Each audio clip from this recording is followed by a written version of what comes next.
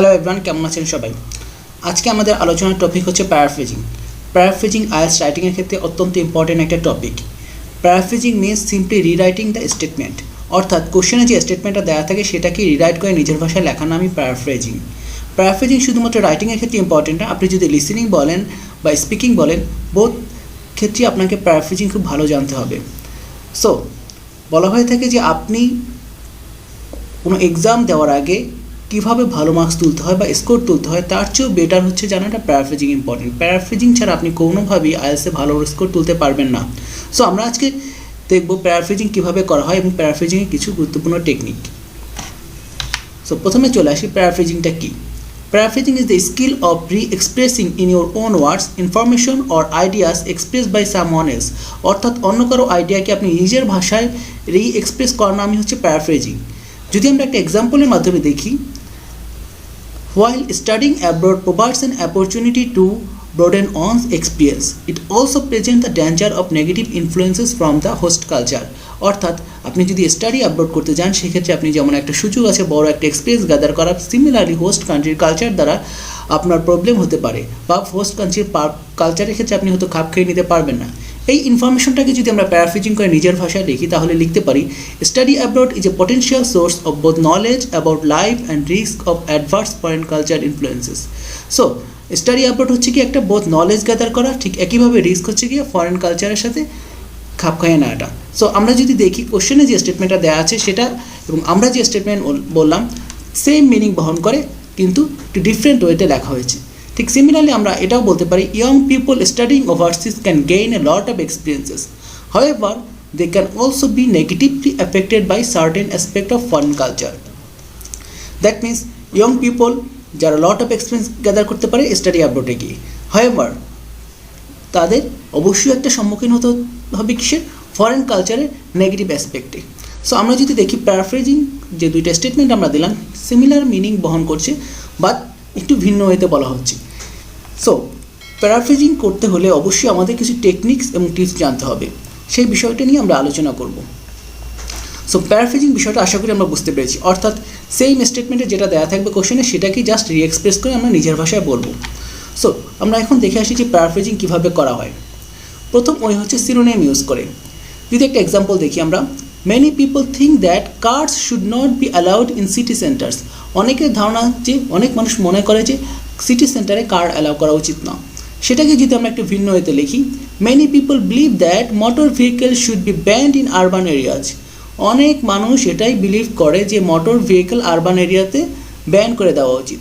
So দুইটা statement যদি আমরা একটু খেয়াল করি তাহলে দেখব থিঙ্ক তার অল্টারনেটিভলি বিলিভ ব্যবহার করা হয়েছে, কার এর alternative motor vehicle. Should not be allowed এটাকে আমরা পরিবর্তন করে লিখলাম should be banned city centres, that means urban areas. So synonym use করে আমরা সেন্টেন্সটাকে রিরাইট করে নিজের ভাষায় লিখলাম। দ্যাট মিনস প্যারাফ্রেজ করতে হলে আমাকে ভালো সিনোনিম জানতে হবে। সো শুধুমাত্র সিনোনিম ইউজ করলে কি হবে? এক্ষেত্রে কিছু বিষয় অ্যাভয়েড করতে হবে, যেমন interesting, fascinating, curious, amusing, all are synonyms. অর্থাৎ আমরা জানি ইন্টারেস্টিং যে জিনিস, ফ্যাসিনেটিং বা কিউরিয়াস বা অ্যামিউজিং প্রায় সিমিলার অর্থ বহন করে, but some synonyms have a slightly different meaning. কিছু সিনোনিমের একটু মিনিংটা ডিফারেন্ট থাকে, যেমন for example fascinating has a stronger meaning than interesting. Fascinating বলতে আমরা বুঝাই একটা স্ট্রং ইমোশন কনভে করে ফ্যাসিনেটিংয়ের ক্ষেত্রে, ইমোশন ইন্টারেস্টিং এর চেয়ে। So be careful and make sure that the word we are using convey the same level of meaning as the original. সুতরাং আমাদেরকে এই বিষয়টা সতর্ক থাকতে হবে যে যে ওয়ার্ডটা আমরা ইউজ করব সেটা যেন সিমিলার মিনিং বহন করে। সো ফ্যাসিনেটিং এবং ইন্টারেস্টিং সেম ওয়ার্ড হলেও আমরা ফ্যাসিনেটিংয়ের জায়গায় ইন্টারেস্টিং ইউজ করতে পারবো না, কারণ দুইটার মিনিংটা একটু ডিফার করে, একটা একটু স্ট্রংলি আর একটা একটু স্লাইটলি জেনারেল। সো এই বিষয়টা আমাদের একটু সতর্ক থাকতে হবে। সেকেন্ড যদি আমরা দেখি, this car consume 5 litres octane. এই কারটা কনজিউম করে কি 5 litre octane. This car used 5 litres octane. So consume এবং ইউজড দুইটাই সিমিলার মিনিং বহন করে। সো আমরা একটার পরিবর্তে অপরটা ইউজ করতে পারি চাইলে। They have consumed 1 KG rice, they have used 1 KG rice. যদিও কনজিউম এবং ইউজড দুইটা সিমিলার মিনিং বহন করার কারণে কারের ক্ষেত্রে আমরা ব্যবহার করতে পারছি, বাট সেকেন্ড ক্ষেত্রে কনজিউমের জায়গায় ইউজ ব্যবহার করলে সেটা ইনকারেক্ট হবে। সো সিচুয়েশন বুঝে আমরা একই ওয়ার্ড সব জায়গায় সিনোনিম ইউজ করা যাবে না। সো এখানে কী হবে, they have eaten 1 kg rice. So আরও একটা ওয়ে হচ্ছে ওয়ার্ডের ফর্মটা চেঞ্জ করে আমরা প্যারাফ্রেজিং করতে পারি। Changing a noun into A verb into a noun or an adjective into a noun, vice versa করে। Many people find watching tennis interesting. অনেক লোক মনে করে যে ওয়াচিং টেনিসটা অনেক ইন্টারেস্টিং মনে করে। এটাকে যদি আমরা একটা প্যারাফ্রেজ করে লিখি, many people believe an interest in watching tennis. So আমরা দেখলাম ইন্টারেস্টিংটা ছিল অ্যাডজেক্টিভ আর ইন্টারেস্ট হলো নাউন। সো অ্যাডজেক্টিভ এবং নাউনে কনভার্ট করে আমরা প্যারাফ্রেজ করতে পারি। সেন্টেন্সের স্ট্রাকচার চেঞ্জ করে প্যারাফ্রেজ করা যায়, যেমন active to passive, passive to active.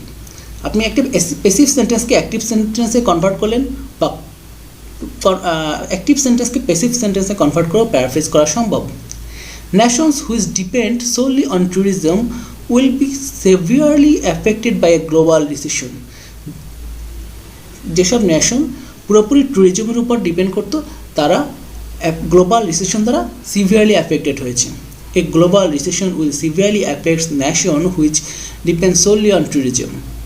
So দেখেন আমি দুইটা সেন্টেন্সই আমাদের সিমিলার মিনিং বহন করছে, বাট আমরা সেন্টেন্সের অর্ডার বা স্ট্রাকচারটা চেঞ্জ করে একটাকে আরেকটা প্যারাফ্রেজ করলাম। ওয়ার্ডের অর্ডার চেঞ্জ করে প্যারাফ্রেজ করা যায়, যেমন during summer many people visit the temple, many people visit the temple during summer. So দুই ক্ষেত্রে আমরা দেখলাম কি জাস্ট আমরা ওয়ার্ডের অর্ডারটা চেঞ্জ করলাম, বাট সেম সেন্টেন্সই রয়ে গেলো। সো যদি আমরা একটা এক্সারসাইজ করি তাহলে কি বলতে পারি, nowadays more and more foreign students are going to English speaking countries to learn international language. এখনকার সময় অনেক ফরেন স্টুডেন্টস ইংলিশ স্পিকিং কান্ট্রিতে যাচ্ছে ইন্টারন্যাশনাল ল্যাঙ্গুয়েজটাকে শেখার জন্য। এটাকে যদি আমরা একটু প্যারাফ্রেজ করি তাহলে কি লেখা যায়, আমরা একটু আইডিয়া করে দেখি, একটু ট্রাই করে দেখি যে কীভাবে প্যারাফ্রেজ করা যায়। আপনারা কমেন্ট সেকশনে লিখে জানান যে এটাকে কীভাবে প্যারাফ্রেজ করা যায়।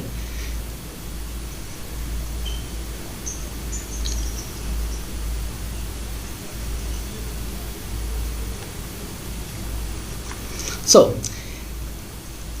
it is undoubtedly true that studying English in an English-speaking country is the best way, but it is not the only way to learn it.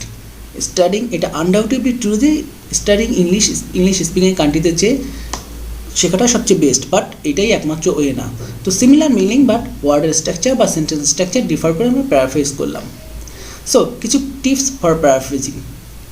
Do not add any ideas that are not in the essay question. এমন কোনো idea add করা যাবে না যেটা এসে কোশ্চেনের মাঝে নাই। আমাদের স্টেটমেন্টে যেটা দেওয়া থাকবে তার বাইরে কোনো আইডিয়া অ্যাড করা যাবে না। Not all words need to be changed. আমাদের যে ওয়ার্ডগুলি দেওয়া থাকবে তার বাইরে কোনো ওয়ার্ড আমরা এখানে ইউজ করতে পারবো না। Do not really exclusively on synonym. শুধুমাত্র সিনোনিমের উপর ভিত্তি করে আমরা প্যারাফ্রেজ করবো না। Avoid paraphrase that R much longer than the original. Original যে আপনার স্টেটমেন্টটা দেওয়া থাকবে তার বাইরে আমরা কোনো কিছু অ্যাড করে বা এর চেয়ে বড়ো করে কোনো প্যারাফ্রেজ করবো না।